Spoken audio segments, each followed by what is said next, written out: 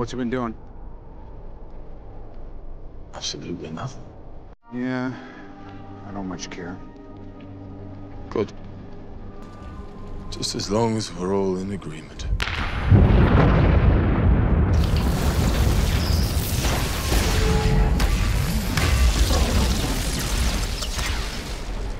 Let's kill him properly this time. We did it. Imotekh the Stormlord is finally complete. I'm not gonna lie, this was no piece of cake.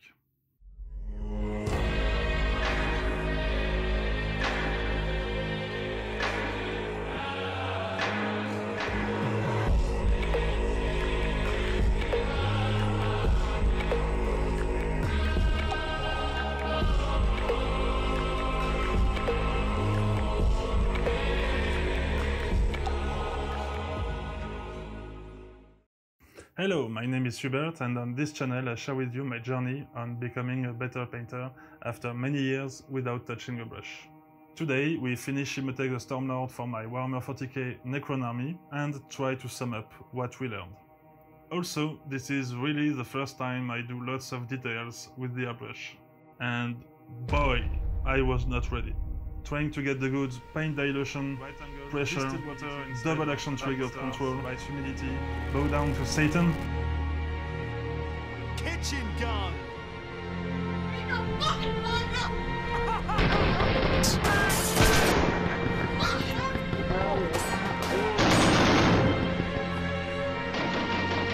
Drove me nuts, to a point where I thought to myself, I'm kind of retarded. the truth is, in my opinion, I just lack practice, and with time, we'll get better at this. So if you are struggling like me, don't give up, in time, it gets better. With that said, let's get to it. I started with dry brushing Vallejo Silver. Maybe you saw this in one of my previous videos. This is how I do weathering and edge highlighting for this army.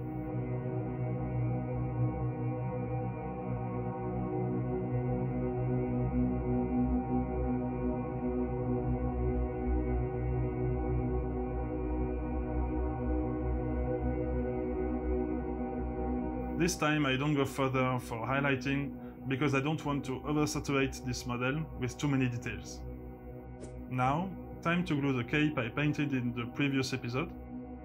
A little bit more cleaning was necessary for this to go well. I mean, it was still a bit messy. Things are starting to take form. There are many details to cover. Let's start with the common first layer of green. Vallejo dark green, but you should use another one like Caliban green, for example.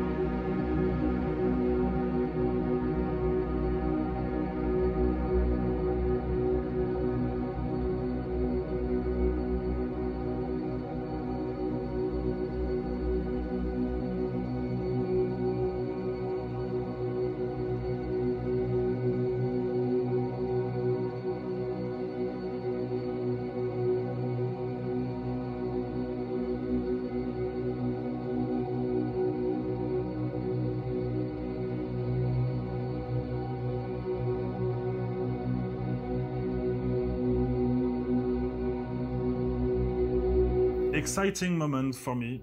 This is the moment we start building the lightning effect. It's going to be hard for me to show you every detail, so I'll sum them up while showing some of the footage. For the eyes, white dots, then tesseract glow in the recesses, then another white dot. For the glowing torso, dark green in the recesses, mood green in the center half, then white ink in the center quarter, and finish with tesseract glow. For the other orbs and glowing little things, I use the same color from dark to light.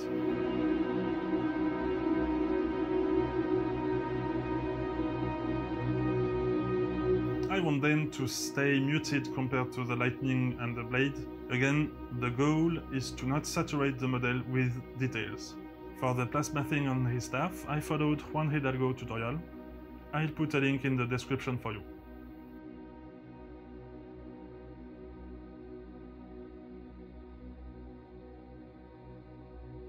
Before going further, I have some work to do for the base. I noticed these carvings on the platform, so I wanted to practice detail airbrushing.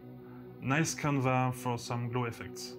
First pass with white ink was okay, and I didn't have too much trouble.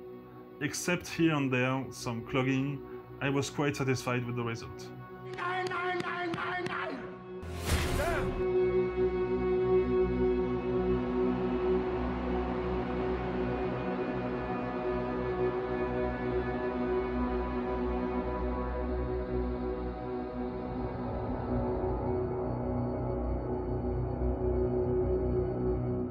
Things started to go south when applying mood green. I use the Air series and I had a lot of trouble getting the right paint consistency.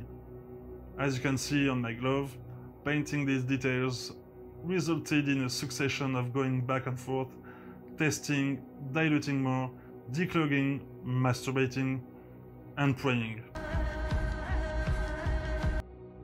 While airbrushing, there is a general rule where you want your paint to be as thin as milk, but that's not always right when you want more transparency, for example. And then you have to find the right pressure on the compressor, and then the right pressure on the double action trigger. And then I'm gonna come in there and I'm gonna put my foot in your ass if you say "and then" again! And then you can focus on your spraying cone, trying to not screw up everything.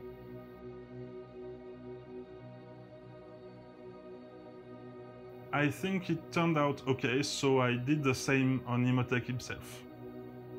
I'm in danger!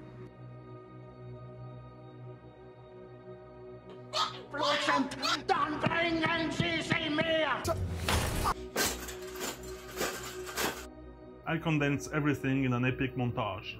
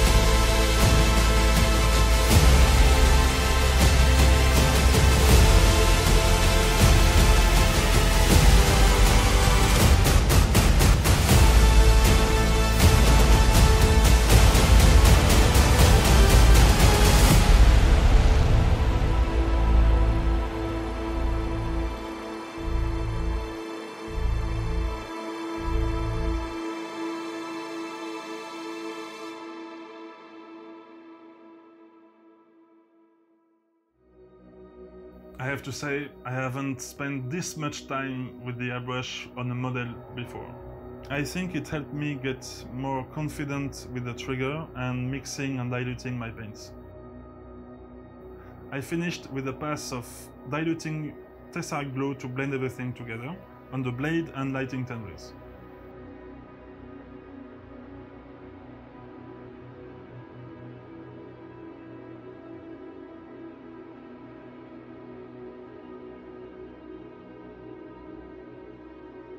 And this is where I noticed something.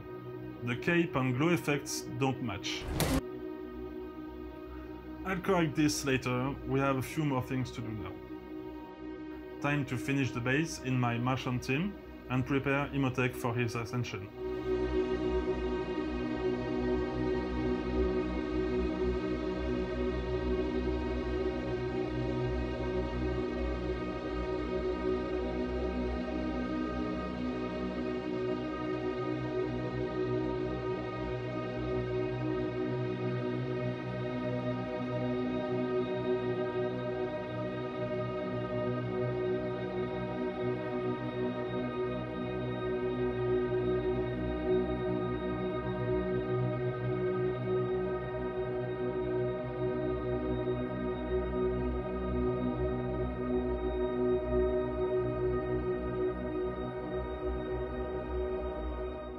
Once glued to his base, I brought out the airbrush again to correct the green on his cape and blend the glow effects on his feet.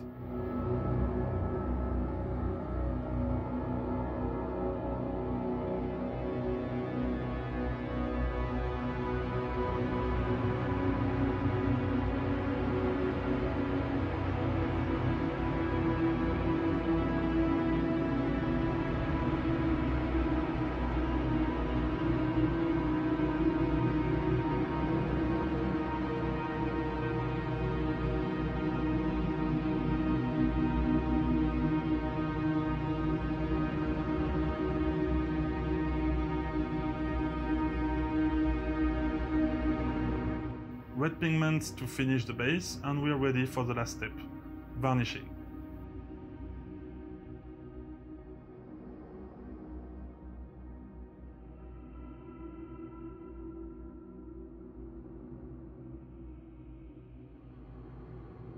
I dilute this matte varnish with some thinner and water, about 50% varnish. This helps sealing everything together, and the main goal is to protect him from dust and fingers.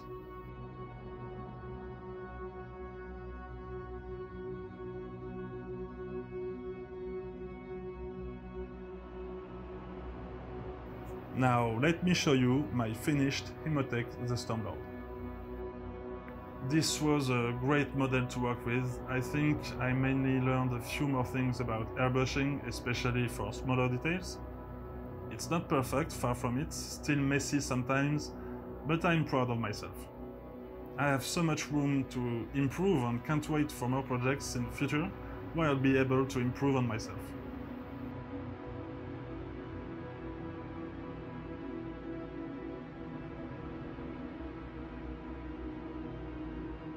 Hope you enjoyed the video. Don't forget to like and subscribe if you haven't already. And this time, if you're working on Imotekh yourself or have already finished it, please share your progress or your results. I am genuinely interested to see how other painters of different levels and experience than me, to see if they are struggling on the parts where I did, or if it was just a breeze for them. So yes, don't hesitate to share. So until next time, happy painting!